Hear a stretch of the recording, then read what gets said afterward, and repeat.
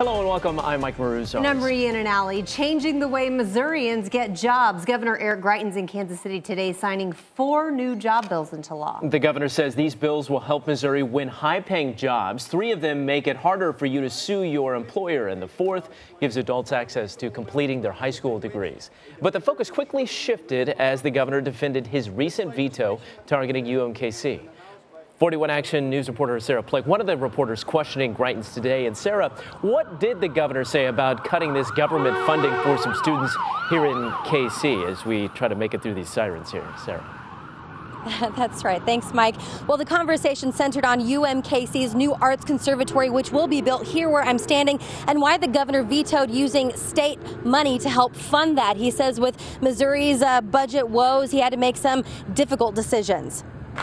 Missouri Governor Greitens says a new UMKC Arts Conservatory is not a priority for taxpayers. He defended his veto to fork up half the cost of the $96 million construction. Greitens says funding community colleges and technical schools will produce the most results for the state. I think when you have something like a conservatory, a building for dancers and artists, that where they were proposing that the taxpayers of the state of Missouri would spend over $75 million over the course of 10 years, I think it's important that we do things differently. UMKC is now looking to private donors to cover the cost, which Greitens says is a win for Kansas City.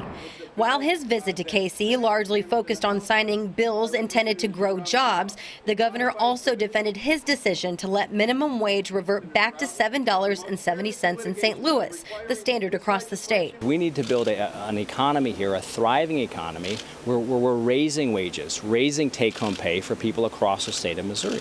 And the way to do that, the way for us to do that, is to create a thriving environment where businesses can grow jobs. The governor also touched on the state legislature's special session on abortion.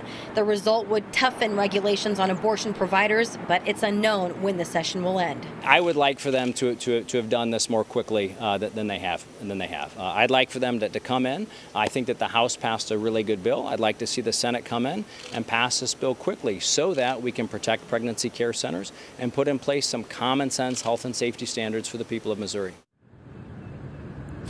And as I said, that conversation centered largely on UMKC and their conservatory, and UMKC still has not come out and said which private donors will be providing that extra funding.